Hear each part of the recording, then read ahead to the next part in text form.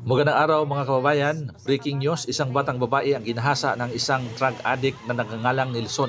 Hindi pa nakontinto, pinukpok pa ang ulo nito ng matitigas na bagay sanhi ng pagdurugo. Ang batang babae ngayon ay kasulukuyang tinulungan ng ating mga kababayan upang madala sa ospital at malapatan ng agarang medikasyon. Sa kabilang banda mga idol, ang kriminal ngayon ay tinutugis na ng ating otoridad upang panagutin ng kanyang kasalanan na ginawa. Salot talaga ang druga sa lipunan mga kababayan.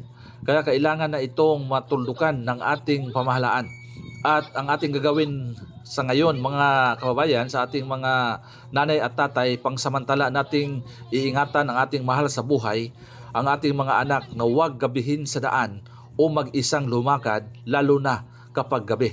Dahil nagkalat na sa ating lipunan ang mga lulong sa droga na mga sabog na naghihintay lang ng mga biktima. Kaya kailangan natin na magtulungan at magiging alisto sa lahat ng oras upang maiwasan natin ang ganitong mga pangyayari.